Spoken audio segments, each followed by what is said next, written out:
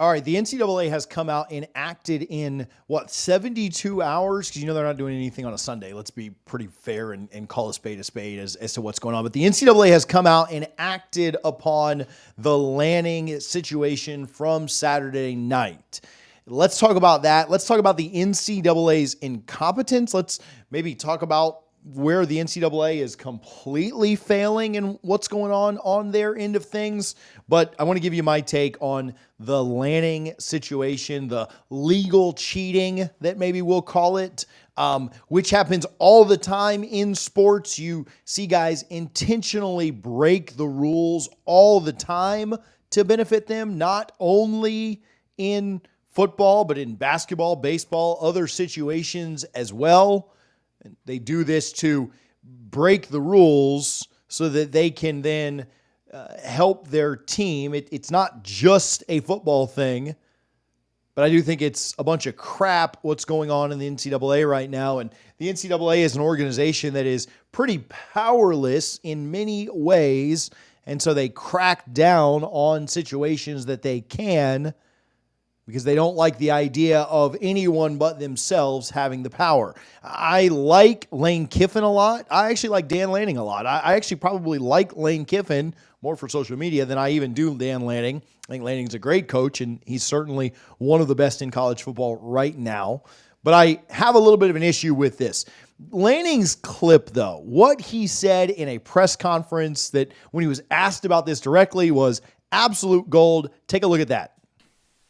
Much of the commentary world has decided and struck you as a genius, Dan, for the 12-man penalty and declared that it was intentional. Was it indeed intentional to induce the throw one-on-one against Jabbar in that spot? It wasn't one-on-one.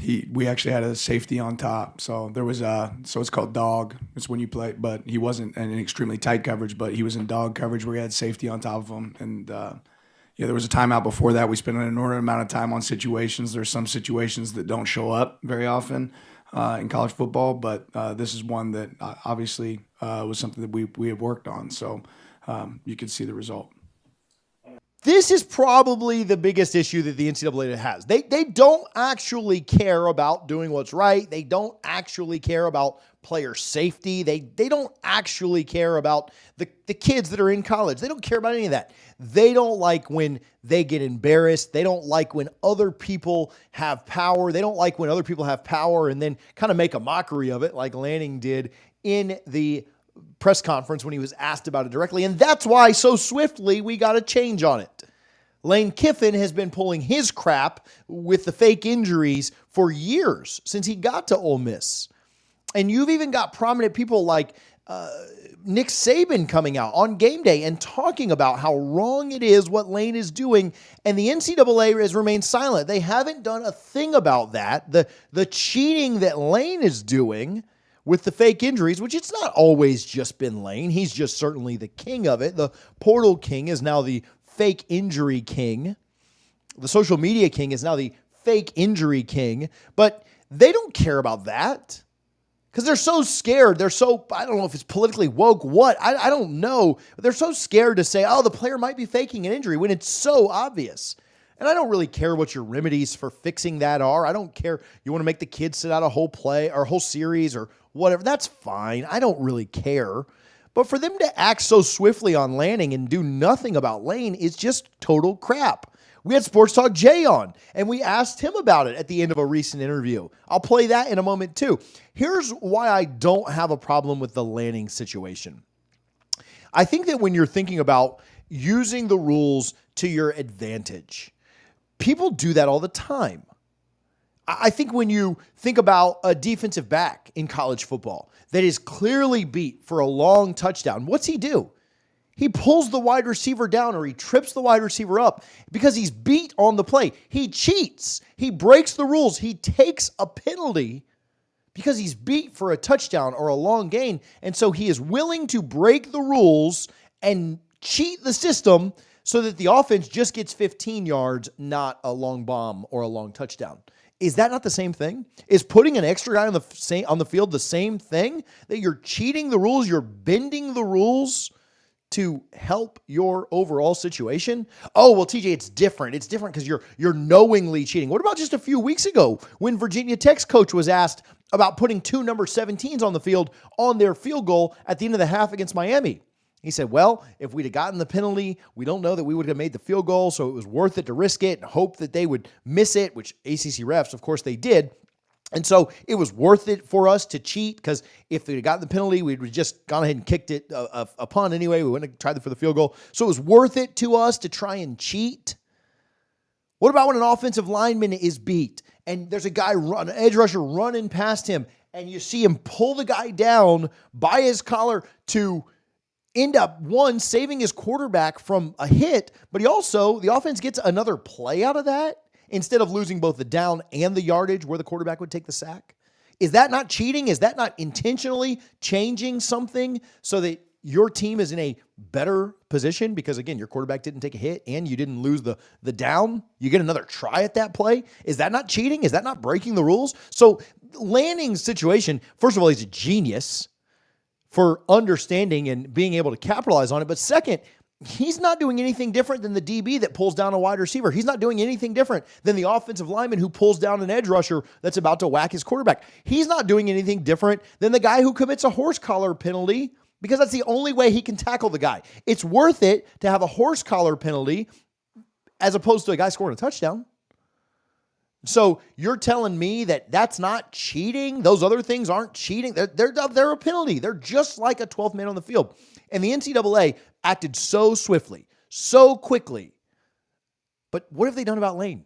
They've done nothing about Lane Kiffin. They've done nothing about something that I consider way, way worse than what Lanning's doing, what an offensive lineman does, what a horse collar tackle does, what a DB does when he's beat. Now, how do you fix some of those other things? I don't know. I have no clue. Honestly, I don't want to put any more judgment calls on an official. I don't want to put any more officials are so terrible as it is. I don't want to put more judgment on them to try and determine it. But man, you could certainly go to the NFL model of defensive pass interference where it's a spot foul. You could certainly go to a model where offensive linemen, if they're beat and they're pulling some guy down, you lose the down like you do with grounding. That's essentially what you're doing in that situation. You don't get an extra play when you ground the ball. You shouldn't get an extra play when you pull a guy that's beating you down from not hitting your quarterback. But for some reason on the offense, you get an extra play with that. For some reason, you don't end up getting 30 yards if you commit DPI down the field 30 yards. And maybe that's something the NCAA should do if they're worried about guys cheating the system, because guys are always going to cheat the system if it benefits their team. Guys are always going to try and get an advantage if it benefits their team. But we continue to let Lane have guys fake injuries in this society that we live in this day and age of college football, where everybody's worried about player safety and concussions and ACLs and lower body injuries and this, that, and the other. We're so worried about that. You have guys now taking advantage of it. It's like, what's the boy that cries wolf, right? If you do it so many times, we're not going to believe you when you do it. And Beamer obviously has been upset about it. Obviously, it impacted things with LSU. It happened against Kentucky. They are notorious for it. And it's happened for years. And for some reason, the NCAA won't call it out. They won't address it. In a release Wednesday, the NCAA issued new rules interpretation on how to handle the penalty for 12 players on the field in the final 2 minutes of either half. If the defense has 12 players actively participating in the down, the offense can choose, along with the 5-yard penalty, to have the game clock reset to the time that had been displayed on the snap. Now, if a guy is just exiting the field and doesn't get off in time, that doesn't impact the play. This is something that is not that big of a deal. Something Lanning did happens every 5 or 10 years. When is it ever really going to be in position to happen? I don't even know that it really impacted the play that much for Lanning's team anyway. I don't know that it was going to impact the outcome. And so for the NCAA to act so swiftly on this, but still let what Lane does be part of our sport. And then you've got Ole Miss coming out. Oh, I know y'all are accusing us of cheating, but it ain't us. We'll talk with our players. We'll talk with our coaches. And then they come out against LSU and they still do it a few times. Maybe they did it less than 10 times because the spotlight was on them. But you think Lane's going to stop this? Until the NCAA puts a stop to it, you think Lane's going to stop it? You tell me what's worse for college football. What Dan did, which I think, again, is very much like a defensive back pulling down a wide receiver when he's beat, or an offensive lineman pulling down an edge rusher when he's beat, I think that's the same thing. You're cheating the rules. You're cheating the system. You're intentionally doing something that you know isn't right, but it probably benefits you in the long run. It's the same thing.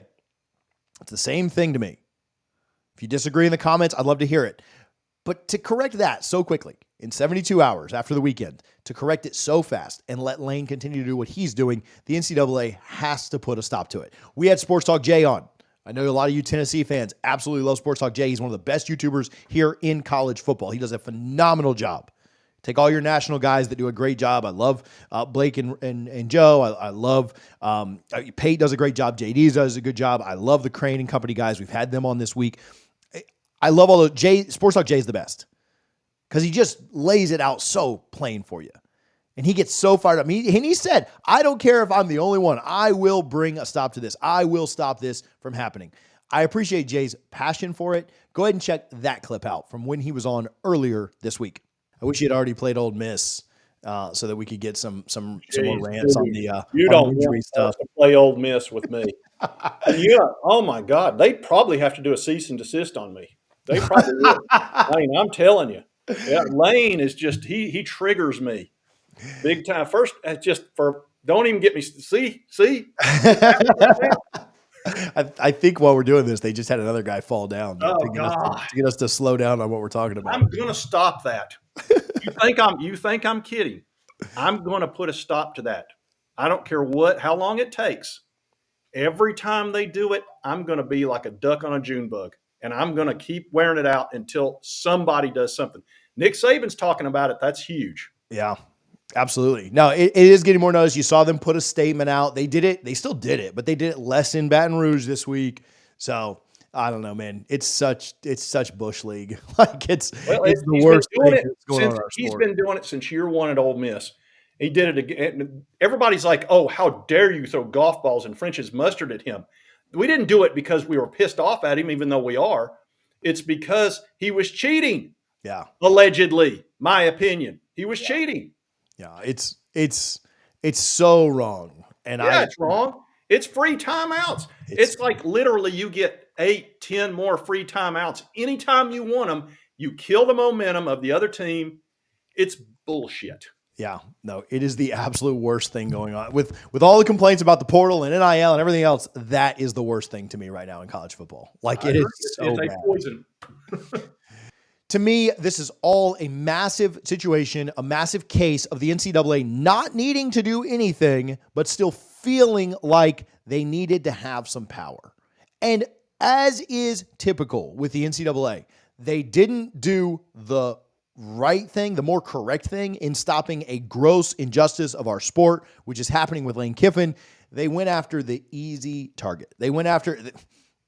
Listen, I'm not trying to upset the SEC folks, but why aren't they going after the SEC coach? Why aren't they going after Lane for what he's doing? Why is it about what Lanning did? Why is it about what happened with Oregon? What is that? What is the power grab there? Are there maybe people at the NCAA that don't want to upset SEC folks? Are there maybe people at the NCAA that don't care what Saban has to say? It just doesn't make a lot of sense to me that is not met with the same fervor, the same intensity that they immediately fixed the Lanning situation, a situation that, again, I don't think need to be fixed. People are always going to look for an advantage. They're always going to look for an edge. They're always going to look to try and bend the rules enough, just like Brent Pry did on the field goal against Miami. Just like DBs or offensive linemen do when they're beat. People are always going to cheat. They're always going to cheat the system. Shoot, offenses, and obviously the defense can decline this penalty, but offenses do this. When they want 5 more yards to punt the ball, they take a delay of game, and they give their punter a little bit more room to punt the ball. That's cheating. That is breaking a rule. A penalty comes in, and they now have to punt from further back. Oh, well, it's not the same because the time clock and it stops and this, that, and the other. It's the same thing. Let's not act like it's not the same thing. You just don't like, they don't care about the rule. They care about the way that Lanning came out in his presser afterward and smirked about it and said, yeah, we did it. We own it. We thought it was a good move. It was a good move. We won the game. Suck it. Massive balls of steel to Dan Lanning. Again, I like Lane Kiffin a lot. I don't even really have as much of a problem with Lane Kiffin doing it, because if the rule is there for you to bend, if the rule is there for you to take advantage of, do it.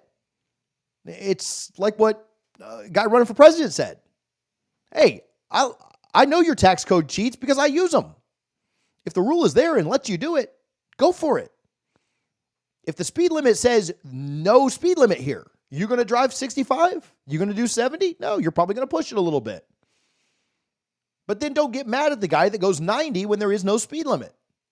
So I don't really have a problem with Lane per se.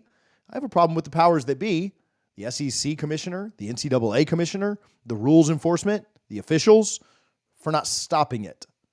Lane's just taking advantage of a situation. As much as I'm bashing him for being the one to do it, Lane's just taking advantage of a situation.